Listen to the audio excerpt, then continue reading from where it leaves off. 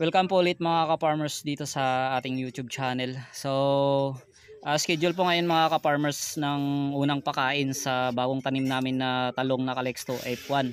So, yung unang abono mga ka-farmers ay 1620. So, sa 16 liters po mga ka-farmers ay isang takal po ng lata ng sardinas. Tapos, yung application mga ka-farmers ay isang lata po sa kada puno. So yung gagawin po muna dito mga farmers ay tutunawin lang po muna yung abono. Yan, unti-unti lang po tunawin dahil nakalimutan po namin ito ibabad nung nakarang araw. So ngayon pa lang yan tinutunaw. So mabilis lang naman yun mga farmers matunaw. So di po tulad ng triple 14 ay matigas. So kailangan na tunawin po natin kagad bago iabono kinabukasan. So ang gamit ko po na ano diyan mga ka-farmers ay yan. Amigo na abono mga ka-farmers no dahil naubusan po kasi ng Atlas na 1620. Pero yung triple 14 na nabili ko ay Atlas. So pwede naman to mga ka-farmers yung Amigo or Swire. So depende po kung ano po yung available sa ating agri-supply. So dapat po kasi mga ka-farmers yung unang pakain po dito ay calcium nitrate, kaya lang diniretso ko na po ng 1620. So ayan, tinutunaw lang po yung abono hanggang sa pwede na po itong iabono. So kailangan po mga ka-farmers tuwing sasandok po tayo ng abono dito sa tub ay haluin po kasi bumababa po yung abono. So yung laman po kasi ng tab niyan mga ka-farmers ay apat po na container. So bali apat po na 16 liters. So bali apat na takal din po ng 1620 yung hinalo po namin dyan. Ayan, haluin lang po ng mabuti para po siya ma-mix ng mabuti. Ayan.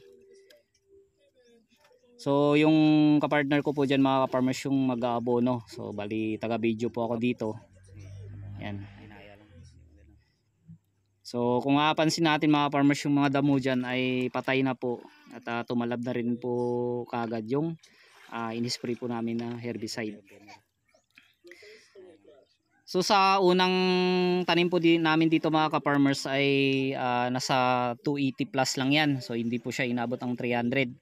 So bali may itatanim pa po kami sa kabilang area. So yung pinakita ko pong na nilan prep namin.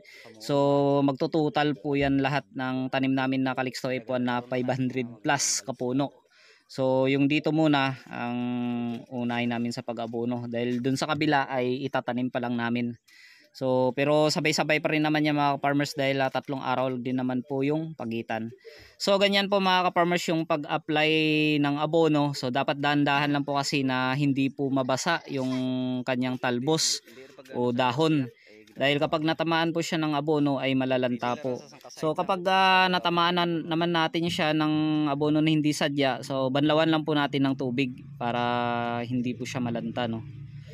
And yung area ko po na yan mga farmers ay dating taniman po ng sitaw. So hindi na namin sinira yung plat at hindi na rin po pinalitan yung plastic mulch.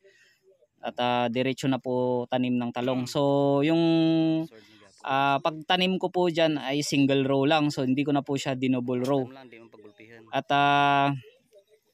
so bago pala ako nag-apply po ng unang abono dito mga ka-farmers ay kinabukasan ay nakaraang araw nag-spray pa ako dito ng Growers Bet 1000 plus.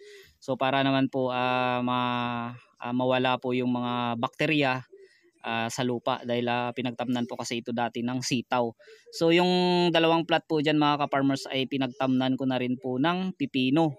So kaya binunot na. So talong naman po yung kapalit. So magkatabi lang po yan dito mga ka-farmers ng tanim ko po. Yung dating tanim ko po na ampalaya na tinamnan ko po ng sitaw at pipito ulit. So hindi ko lang sinira yung kanyang mga trellis or balag.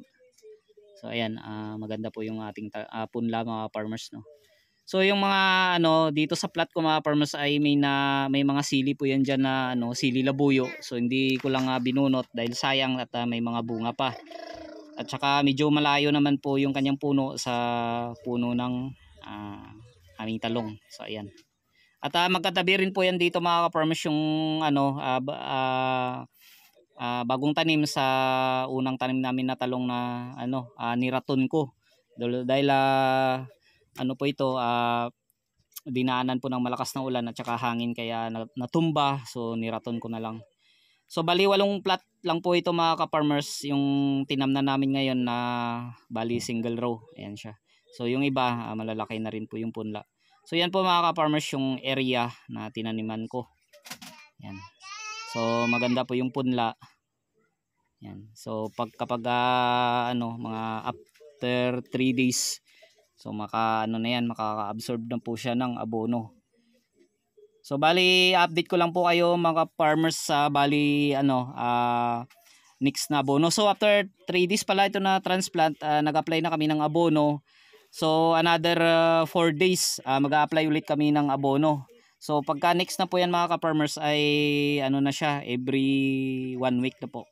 So ayan na, bali hanggang dito na lang po mga ka-farmers at i-update ko na lang po kayo susunod. And maraming salamat po sa lahat-lahat na sumusuporta dito sa aking channel. God bless po sa lahat at saka happy farming.